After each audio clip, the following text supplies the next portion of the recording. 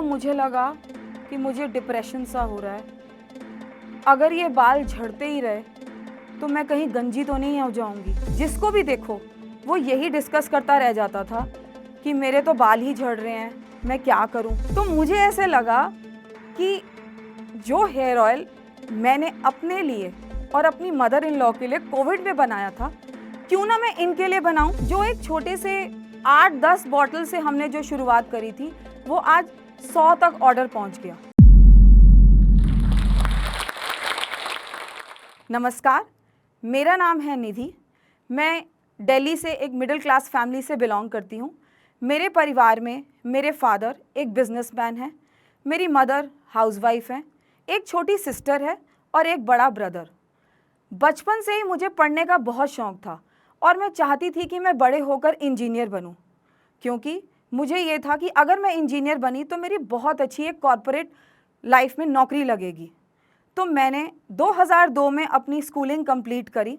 Schooling complete करने के बाद जब मैं इंजीनियरिंग कॉलेज में एडमिशन लेने के लिए गई, तो मेरा जो एडमिशन हो रहा था वो घर से काफ़ी दूर था और मेरे फादर चाहते थे कि मैं घर से दूर ना जाकर कहीं आसपास ही कोई कोर्स कर लूं और उसके बाद कोई टीचर की नौकरी कर दूं, क्योंकि मैं अपने परिवार में पहली लड़की थी जो इंजीनियरिंग करने के लिए इतनी दूर जा रही थी। और मैंने सोचा कि अगर मुझे इंजीनियरिंग करनी है तो मैं इसी कॉलेज से करूंगी, क्योंकि मुझे पता था कि ये कॉलेज आगे जाकर 4 साल की इंजीनियरिंग जब मैं कंप्लीट करूंगी तो मैं एक बहुत बड़ी अच्छी नौकरी पा सकती हूँ। तो इसके लिए मैंने बहुत स्ट्रगल किया। मैं रोज़ दिल्ली से गुड़गांव तक रोज़ 2 घंटे ट्रैवल करती थी और जब 4 साल की इंजीनियरिंग 2006 में मेरी कंप्लीट हुई, मुझे उसके बाद एक बहुत बड़ी अच्छी नौकरी मिली, एक कॉर्पोरेट लाइफ मिली, जहाँ पर मैंने देखा कि महिलाएं और पुरुष एक साथ काम कर रही हैं और मैंने उनसे बहुत कुछ सीखा। मुझे लगा मैंने जो अपनी लाइफ में डिसीजन लिया था वो एक बहुत अच्छा डिसीजन था और मेरे फादर को भी लगा कि जो इसने डिसीजन लिया है वो बहुत अच्छा डिसीजन लिया है। 2006 से 2010 तक ये सिलसिला ऐसे ही चलता रहा। मैंने अपनी कॉर्पोरेट लाइफ को कंटिन्यू रखा और इसी दौरान मेरी शादी की बातें चलने लग गई और मैं रजत से मिली, जो कि एक बिज़नेस फैमिली से बिलोंग करते थे और वो पंजाबी थे।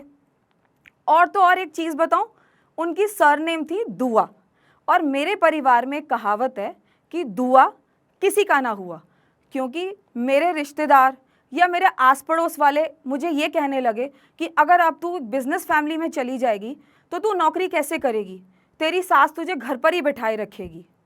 पर लकीली मेरी शादी रजत से हुई 2010 में और जब शादी करके मैं अपने इन लॉज के घर पर गई तो मुझे भी वैसे ये डर था कि पता नहीं मेरी सास जो है वो मुझे आगे नौकरी करने देगी या नहीं देगी, मैं घर से बाहर जा पाऊँगी कि नहीं जा पाऊँगी।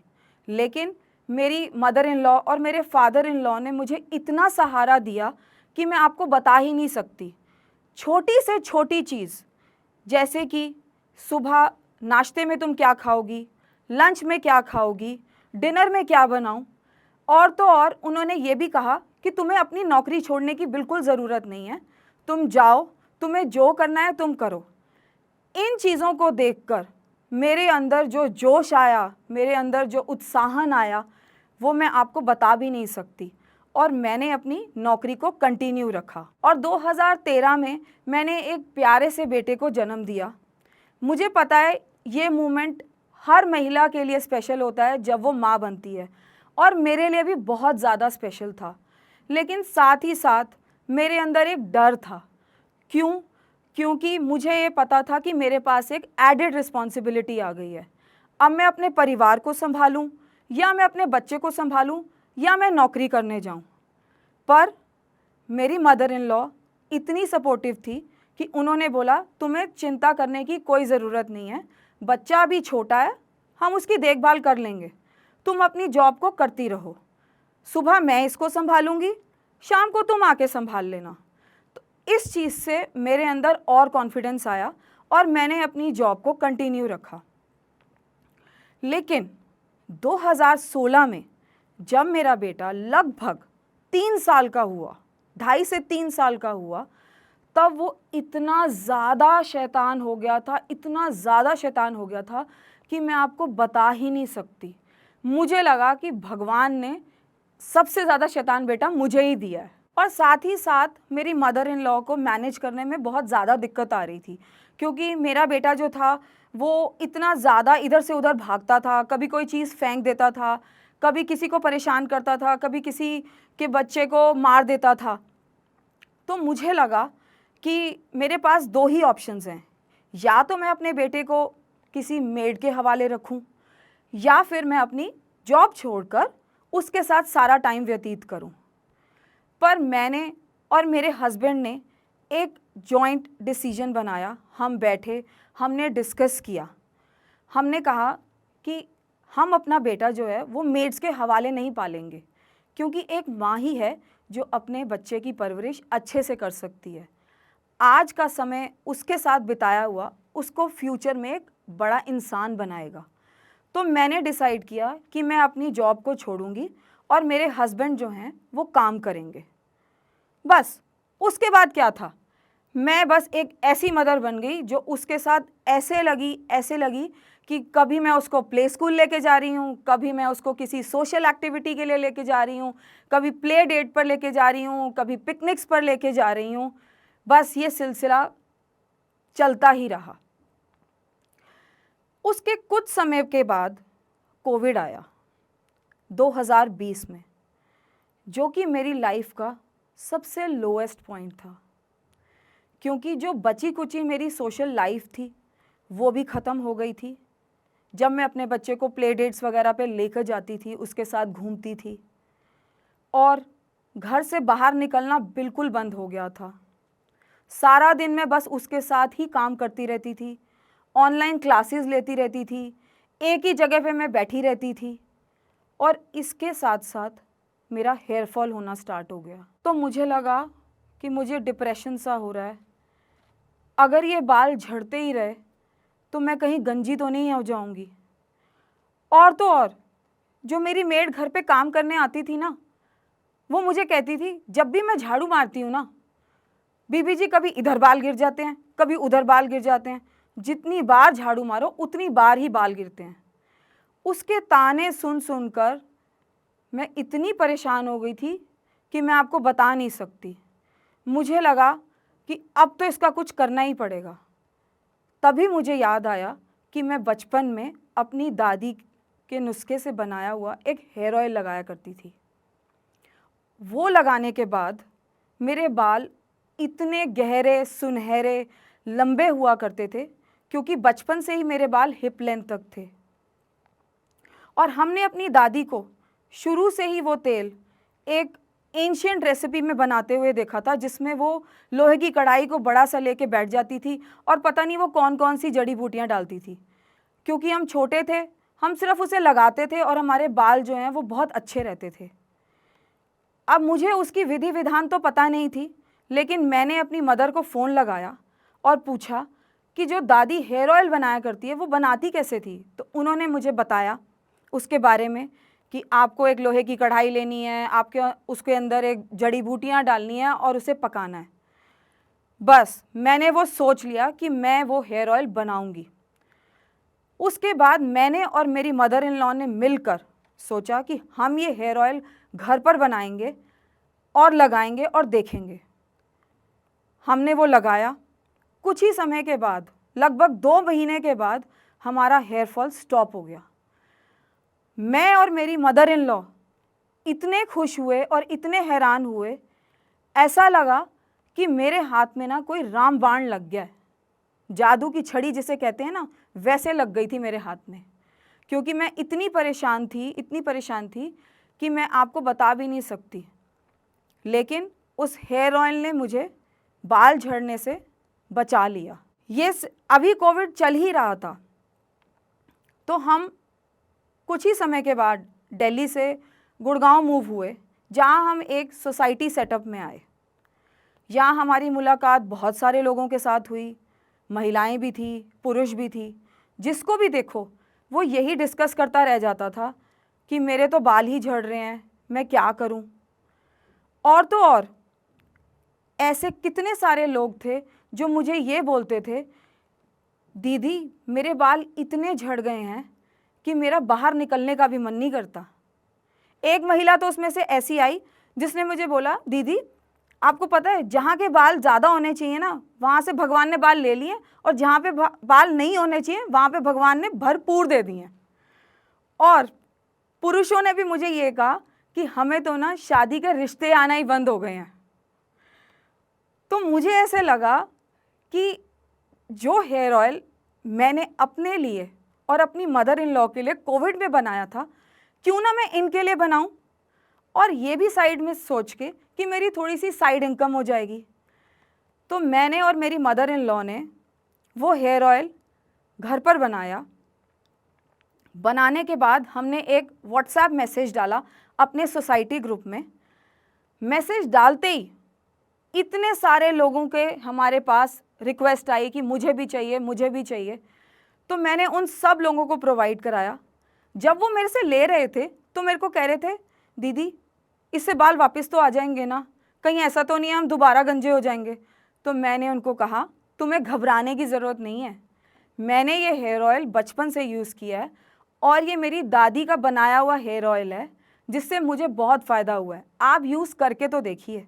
और लगभग 1 महीने के बाद ही मुझे रिपीट कस्टमर्स आने लग गए, जिससे मेरे अंदर और कॉन्फिडेंस जागा और मुझे लगा कि मुझे ये अपना साइड बिजनेस जो मैंने हेयर ऑयल का सोचा है इसे मैं आगे लेकर जाऊं। लेकिन मुझे ये नहीं समझ में आ रहा था कि मैं उसे आगे कैसे लेकर जाऊं, क्योंकि मुझे ना ही कोई बिज़नेस की नॉलेज थी, ना ही कोई मार्केटिंग की नॉलेज थी, क्योंकि मैं एक सॉफ्टवेयर बैकग्राउंड से आई हुई थी। लेकिन मेरे हस्बैंड रजत, जो कि एक डिजिटल मार्केटर हैं, उनको मैंने अपने हेयर ऑयल का आइडिया बताया। उन्होंने सुना और उन्होंने मुझे कहा कि निधि मार्केट में तो इतने सारे हेयर ऑयल्स हैं, तो तुम कैसे कम्पीट करोगी। मैंने उन्हें कहा, कोई बात नहीं, हम इसे बनाएंगे, क्योंकि मुझे यकीन है कि जो मेरी हेयर ऑयल की क्वालिटी है वो बहुत अच्छी है, मैं अपनी क्वालिटी के साथ कोई कॉम्प्रोमाइज़ नहीं करना चाहती। उन्होंने ये आइडिया सुनकर मुझे बोला कि हम इसे स्टार्ट करेंगे, और उनके खुद के अंदर भी ये हौसला आया कि हमें ये करना चाहिए और देखना चाहिए। बस उसके बाद हमने इसकी ब्रांडिंग पर काम किया, जिसका नाम हमने दिया निधिज ग्रैंडमा सीक्रेट। हमने एक इंस्टाग्राम पेज बनाया जहाँ पर हमने एक रील अपनी कहानी की तरह प्रस्तुत करी, और आप मानेंगे नहीं, वो रील एक दिन में मुझे 1 मिलियन व्यूज़ आए, और तो और 100 से भी ज़्यादा ऑर्डर आए। ये देखकर पहले तो मैं बहुत घबरा गई, मुझे लगा कि मैं ये कैसे करूँगी। जो एक छोटे से 8-10 बॉटल से हमने जो शुरुआत करी थी, वो आज 100 तक ऑर्डर पहुँच गया। और साथ साथ मुझे ये घबराहट हो रही थी कि मैं इनको कैसे पूरा करूँगी, ये ऑर्डर्स फुलफ़िल कर पाऊँगी कि नहीं कर पाऊँगी। पर मेरी मदर इन लॉ ने बोला कि आपको घबराने की ज़रूरत नहीं है, जब हमने 8 से 10 करी हैं तो हम 100 भी पूरा करेंगे। बस उनका साहस देखकर मेरे अंदर भी इतनी शक्ति आ गई कि नहीं, हम ये करेंगे और करके दिखाएंगे। उसके बाद हमने पीछे मुड़कर नहीं देखा। मैं और मेरी मदर इन लॉ दिन रात लगे रहे। दिन रात बस हम एक कढ़ाई लेते थे, तेल बनाते थे, जड़ी बूटियाँ डालते थे, उसको छानते थे, उसको बॉटल्स में डालते थे। बस यही सिलसिला हमारा चलता रहा। लेकिन कुछ समय के बाद मुझे लगा कि अगर ऑर्डर्स हमें इसी क्वांटिटी में आगे बढ़ते जाएंगे तो क्या हम ये घर से पूरा कर पाएंगे, क्योंकि मुझे ऐसा लग रहा था कि इतनी ज़्यादा क्वांटिटी हम घर से पूरी नहीं कर पाएंगे। तो तभी हमने सोचा कि या तो हम इस काम को बाहर आउटसोर्स कर दें, या कोई फैक्ट्री ले लें अपनी जहाँ पर हम इस हेयर ऑयल को बनाएं, या फिर एक ऐसी जगह ढूंढें जो इस प्रकार से, इस विधि विधान से हेयर ऑयल बनाता हो, कोई ऐसी मैन्युफैक्चरिंग यूनिट हो जो हमारे ही तरीके से ऐसे हेयर ऑयल को बनाता हो। अब फैक्ट्री लगाने के लिए मेरे पास पैसे तो थे नहीं, तो हमने सोचा कि हम इस हेयर ऑयल को एक ऐसी जगह पे देंगे जहाँ पर इसी सेम विधि विधान से बनाया जाएगा। तो हमने बहुत सारी सर्च करनी शुरू कर दी, लोगों को कांटेक्ट करना शुरू कर दिया, उनको अपने प्रक्रिया बताई कि हम किस तरीके से इस हेयर ऑयल को बनाते हैं।